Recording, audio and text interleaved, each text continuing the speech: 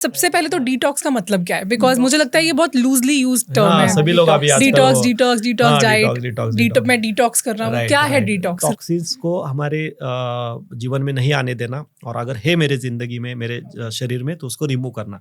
शरीर और मन दोनों से करेक्ट। सॉरी, वो मन में भी बहुत सारे टॉक्सिन्स होते हैं शरीर में नहीं होते। तो टॉक्सिन्स को रिमूव करने के प्रोसेस को, या फिर जो शरीर शुद्धि बोल सकते हैं, मन की शुद्धि बोल सकते हैं। तो जो भी चीज हमारे जीवन में, हमारे शरीर में टॉक्सिन्स पैदा करती है, उससे दूर रहना।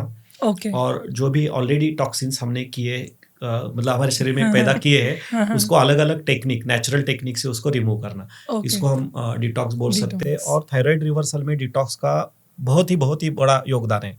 क्योंकि मैं तो बोलता हूँ कि डिटॉक्स के बिना आपका थायराइड रिवर्सल या फिर थायराइड कंट्रोल कंप्लीट नहीं हो सकता है। क्योंकि थायराइड का जो इम्पोर्टेंट रीजन पाया गया है वो है इन्फ्लेमेशन, और आपकी जो सिंपैथेटिक सिस्टम है वो एक्टिव रहती है हमेशा।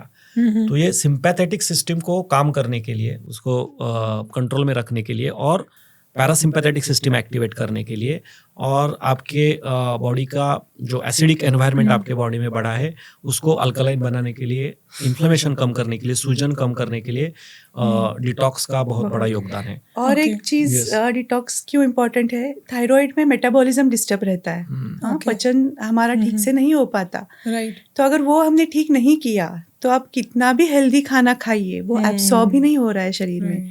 तो जो टॉक्सिन्स शरीर में पहले जमे हुए उसको निकालो और फिर अच्छा डाइट आप ले लो। तो डिटॉक्स का बहुत ज़्यादा इम्पोर्टेंस थायराइड रिवर्सल में है।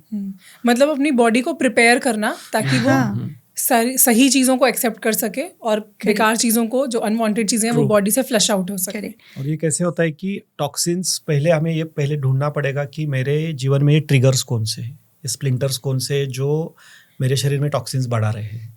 तो उसके लिए एक 5S का फॉर्मूला है। 5S आई थिंक डॉक्टर चंद्रश्री अच्छी तरह से एक्सप्लेन करेंगे। ये 5 ऐसे एस है कि जो हमारे शरीर में थायराइड पेशेंट को जिससे बच के रहना है। कौन से? पहले तो है शुगर, जो रिफाइंड शुगर, वाइट शुगर आती है, उससे हमें दूर रहना है।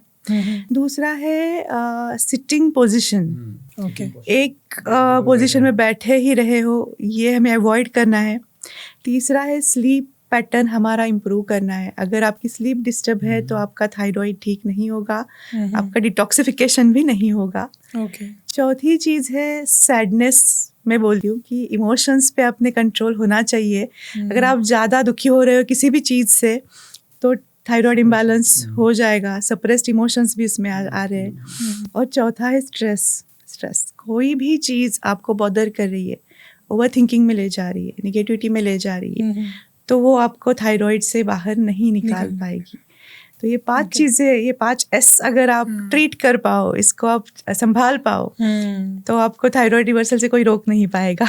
राइट, आई थिंक आपने पूरा एक कंप्लीट प्लान दे दिया है ये 5S के फॉर्म में। कि ये 5S को अगर हमने कंट्रोल कर लिया तो सिर्फ मुझे लगता है थायराइड नहीं, बहुत सी बीमारियों को ये 5 मतलब इमीडिएट ट्रिगर्स है। ये अगर आपकी जिंदगी में आ रहे हैं और अगर आप उसके ऊपर काम नहीं कर रहे हो, तो आपने कितने भी पिल लिए, कितने भी सप्लीमेंट लिए, आई डोंट थिंक कि आपको इससे बाहर। और इसके लिए हमें नेचुरली डिटॉक्स करने के कुछ तरीके जो अभी मैं बताने जा रहा हूँ, या फिर हम आपको इसमें इस्तेमाल करने के लिए बोलने वाले हैं, वो तो आपको करनी है कि इसका सही में जो हमारे क्या होता है पर्टिकुलर थायराइड को जब हम बोलते हैं इन्फ्लेमेशन, मतलब बहुत सारे लोगों को इन्फ्लेमेशन नहीं समझ में आता, लेकिन सूजन तो समझ में आती है। तो जो कॉमन जो फॉर्म होता है कि जब मेरी सिंपैथेटिक सिस्टम जो बॉडी का स्ट्रेस बढ़ाती है, ऐसा हम बोल सकते हैं, वो जब एक्टिवेटेड रहती है तो बॉडी के हर एक सेल को वो स्ट्रेस महसूस होता है। हर एक सेल को, हर एक कोशिकाओं को वो स्ट्रेस महसूस होता है, और उनको ऐसे लगता है कि कोई उनको मारने के लिए आने वाला है। तो वो खुद को बचाने के लिए एवरी सेल वो उसके आजू बाजू में पानी को और फैट को पकड़ के रखता है। अच्छा, एज अ डिफेंस मैकेनिज्म। तो जब तक मैं उस सेल के ऊपर का जो प्रेशर है वो नहीं उसका कम करता हूँ, और अगर मैं उसको ट्रिगर करता ही रहूंगा, मतलब ये कैसे है कि बाघ के सामने वो बकरी है, वो बकरी को, या फिर हमें ऐसा है, और सामने बाघ को मैंने ये करके रखा है, बांध के रखा है। तो जब तक वो बाघ मुझे दिखे, टाइगर जब तक दिखेगा, तब तक कांस्टेंट स्ट्रेस रहेगा। तो डिटॉक्स उस तरीके से वो आपके शरीर पे काम करेगा, सेल्यूलर लेवल पे जाके आपका जो स्ट्रेस है वो कम करने की कोशिश करेगा। वो जैसे ही कम होगा, आपका बॉडी जो पानी पकड़ के रखा है, जिसको इडिमा बोला जाता है, स्वेलिंग बोला जाता है, जो आपके थायराइड के और ज्यादा बढ़ावा दे रहा है, थायराइड नहीं बाकी सारे एलिमेंट्स को भी इसमें आता है, तो उसको रिमूव करने के लिए डिटॉक्स इंपॉर्टेंट होता है। सो जो भी चीज़, जैसे मैंने शुरुआत में बताया था, जो भी चीज़ प्रोसेस्ड है, जिसके ऊपर प्रक्रिया किया गया है, जो खुद जीवित नहीं है, वो सबसे बड़ा ट्रिगर है। जैसे रिफाइंड फॉर्म में आ गए, शुगर हो सकता है, आपके पॉलिश किए हुए ग्रेन्स इसमें आ सकते हैं, सारे जो पैकेट वाले पैकेज जो फूड्स है वो इसमें आ जाएंगे, और कोई भी ऐसी चीज़ जो डायरेक्टली नेचर से नहीं आती है, उसको आपको, जब तक आपका थायराइड पूरी तरह से कंट्रोल में नहीं आता है, तब तक आपको इसको अवॉइड करना है। और इसके लिए हमेशा मैं क्या बोलता हूँ कि इसको R3 का फॉर्मूला यूज करो।